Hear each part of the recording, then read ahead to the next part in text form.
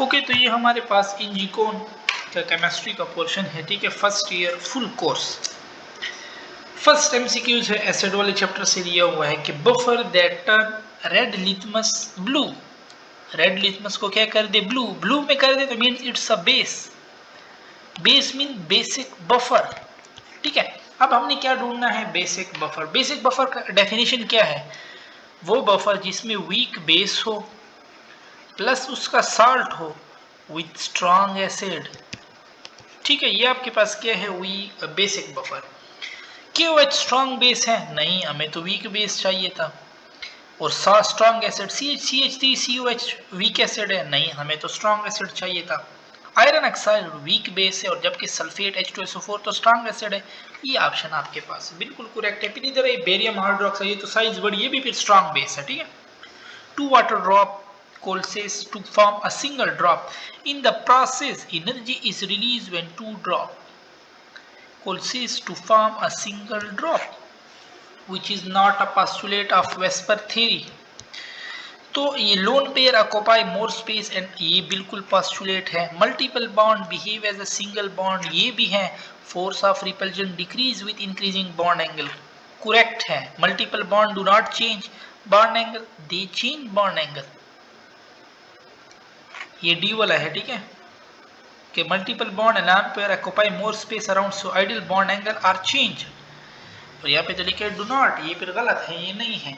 Strong intermolecular forces are found in a mixture of, ये think 2023 का भी जो ईटा था उसमें भी आया था कि उसमें तो उसने टर्शियरी अमाइन का कहा था ना, ये सेकेंडरी है। सेकेंडरी अमाइन विद वाटर क्या बनाते हैं, हाइड्रोजन बॉन्ड देते हैं, ठीक है, बिल्कुल बुक लाइन है। Element of symmetry, element of symmetry 3, plane of symmetry, axis of symmetry, ठीक है, एंड सेंटर ऑफ सिमेट्री। फिर आपके पास है 6-1 कि what is an example of heterogeneous equilibrium, calcium carbonate solid decompose to calcium oxide and carbon dioxide जो कि gas है, so it's heterogeneous. The slope of pressure volume graph in Boyle's law, slope किसको कहते हैं, slope कहते हैं P/V, divide को कहते हैं। स्लोप P/V आपको क्या दे रहा है, स्लोप, ठीक है। वो कह रहा है, अब देखो ना, ये तो स्लोप है, हम तो जब एरिया लेते हैं ना वो फिर P और V से डिपेंड नहीं करता, बट ये तो स्लोप है तो डिपेंड करेगा। अगर वॉल्यूम इंक्रीज होगा P डिक्रीज होगा तो फिर वैल्यू क्या आएगी, वैल्यू कम आएगी, क्योंकि डिनोमिनेटर बढ़ रहा है। तो डिक्रीज विद इंक्रीजिंग प्रेशर, ठीक है, प्रेशर बढ़ाओगी तो ये V/P होता है, ठीक है, ये V/P इस तरह होता है। तो V/P है ना, इंक्रीजिंग प्रेशर करोगे तो डिनोमिनेटर बढ़ेगा जिससे आपका स्लोप कम होगा। स्लोप की बात हो रही है, ठीक है। और अगर ये कहता है कि एरिया है, एरिया पे तो डिपेंड नहीं करता, अगर P बढ़ाओगे तो V कम होगा और ये कैंसर इफेक्ट कांस्टेंट आपके पास एक आएगा। Correct relation between 1 gram and 1 AMU, 1 ग्राम में NaAMU होते हैं, तो 1 ग्राम इक्वल टू 6 × 10⁻23 AMU के बराबर है। Rate of zero order reaction, वो तो कंसंट्रेशन पे डिपेंड नहीं करता, स्टे द सेम।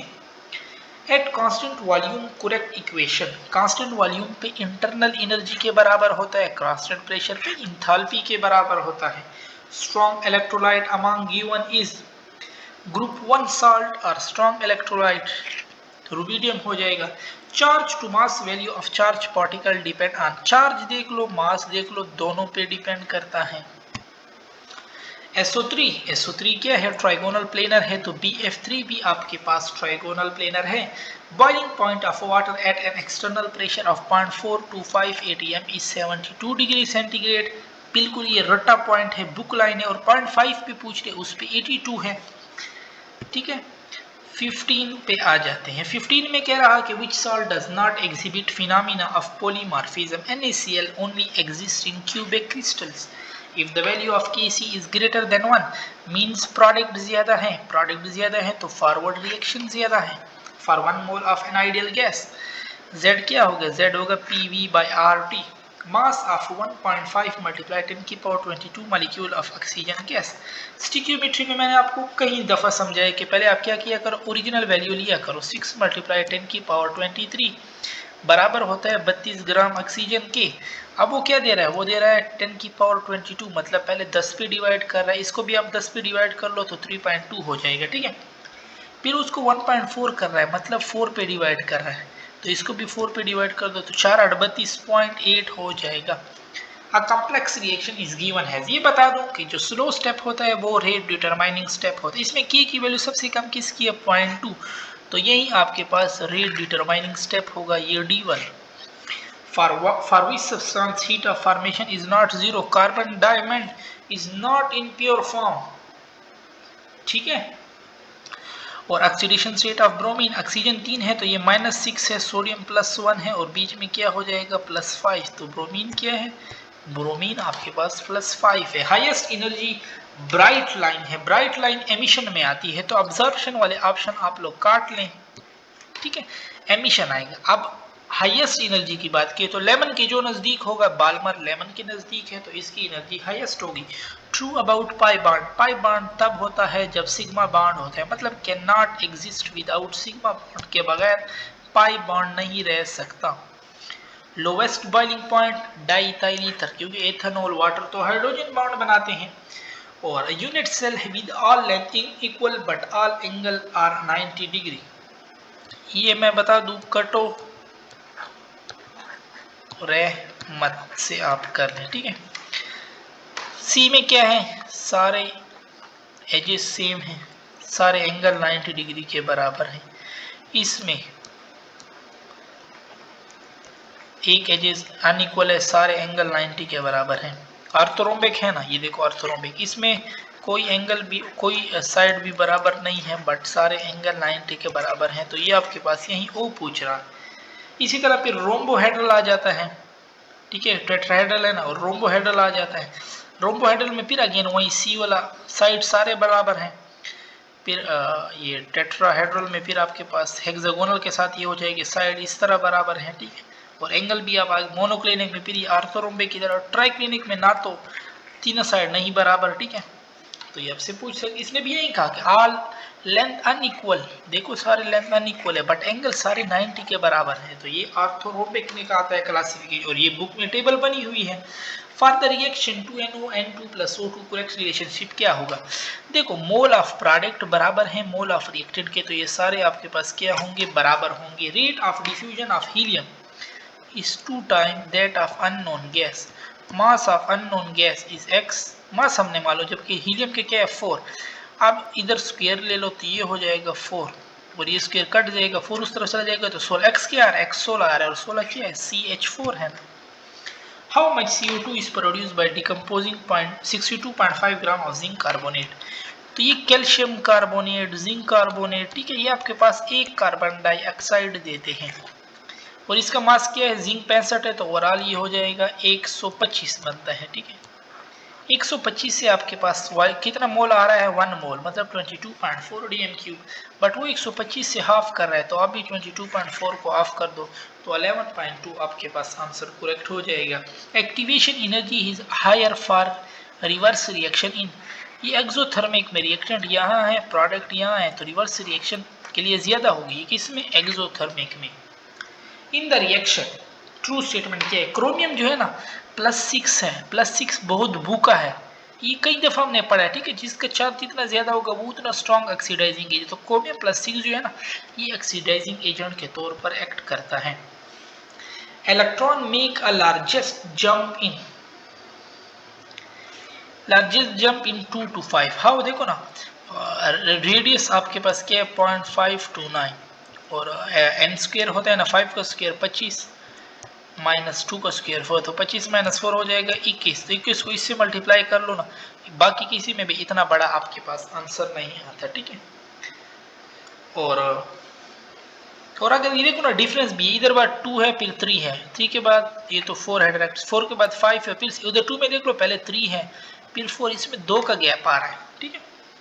32 है आपके पास कि in which mode of hybridization all hybrid orbital exist in a single, sp में भी प्लेन, sp2 भी प्लेनर है, dsp2 स्क्वायर प्लेनर है, so all molar heat of vaporisation is greatest for iodine के लिए सबसे ज्यादा है, क्यों, क्योंकि इसकी साइज सबसे ज्यादा है, ठीक है। फिर आप हम आ जाते हैं 34 कि solid that show conduction of electricity in pure state that is graphite, 2SO2 plus O2 2SO3 if Kc कितना है 1.5 है। QC मालूम करना है हमने, ठीक है, ये एक स्ट्रेट रिएक्शन है, ठीक है। QC क्या होगा, प्रोडक्ट SO3 के लिए क्या दे रहा है 1, तो ऊपर हो जाएगा 1 का स्क्वायर, नीचे रिएक्टेंट 2SO2 है, मतलब और SO2 भी 1 है तो 1 का स्क्वायर, और O2 कितना है, O2 आपके पास 0.5 है, तो ये 0.5 को मैं लिख सकता हूँ 1/2, ये कट जाएगा 1/2, मतलब 2 आ रहा है। अब देखो ना 2 इज ग्रेटर देन 1.5, मतलब QC जो है ना वो KC से ग्रेटर आ रहा है। जब QC ग्रेटर देन KC होते हैं तो इसको क्या करना चाहिए, इसको रिएक्शन को बैकवर्ड आना चाहिए ताकि इक्विलिब्रियम को अटेन कर ले, ठीक है। फिर आपके पास क्या है 36 के 2.5 gram of CH4 at STP को अगेन स्टोइकियोमेट्री है, तो CH4 कितना होता है 16, और 16 का मतलब है 22.4। अब देखो 16 से 32 होता तो ये भी डबल हो जाता, ठीक है, बट 16 से 32 नहीं हुआ, 32 का भी 16 और 32 के दरमियान है, तो 22.4 का डबल होता है तो 44, तो इन दोनों के दरमियान गिनो क्या होगा 33 कहाँ पे मौजूद है इसमें। अब ये 3.3 क्यों है, क्योंकि इसने 24 तो नहीं दिया, उसने 2.4 दिया, मतलब 10 पे डिवाइड किया, तो आप भी 33 को 10 पे डिवाइड करो। A 10 gram sample contain iron and magnesium only. If percent of iron in the sample is 40%, तो मैग्नीशियम 60 होगा, मतलब 10 ग्राम में 6 ग्राम मैग्नीशियम है, और मैग्नीशियम का अपना मोलर मास कितना है 24, तो 6 कम 6 4 24, 1/4 ऑफ एवोगाड्रो नंबर, एवोगाड्रो कितना है 6 × 10⁻23, तो 1/4 ऑफ एवोगाड्रो नंबर से सी ऑप्शन आ रहा है, ठीक है। Which is a consequence of increase in internal energy mean increase in kinetic energy. Face change भी हो सकता है, केमिकल रिएक्शन भी हो सकता है, work done on system is not possible, ठीक है। और potential of two half cell, देखो क्लोरीन तो इलेक्ट्रॉन गेन करता है, उसकी रिडक्शन पोटेंशियल तो सही है, बट लेड तो इलेक्ट्रॉन गेन नहीं करता, यहाँ पे जिसने गेन वो लॉस करता है, तो ये माइनस नहीं, ये फिर प्लस 1.3 हो जाएगी, इन दोनों को ऐड करो, सी ऑप्शन आपके पास हो जाएगा। How many possible value of M are possible for M3 excluding overlapping? M3 है तो L क्या हो सकता है 2 हो सकते हैं ना लास्ट वन, और 2 क्या है D है, D में कितने ऑर्बिटल हो सकते हैं 5, एक्सक्लूडिंग ओवरलैपिंग मीन पहले वाले हटा दो, ठीक है, वो 0 1 2 वो हटा दो, 0 1 हटा दो, लास्ट वाले को गिने। Difference in calculated and experimental bond energy is maximum in case of HF, क्योंकि इसमें पोलैरिटी आ जाती है, ठीक है। और the increase per unit volume and temperature increase by 1 degree is called expansion, ये कहलाता है आपके पास।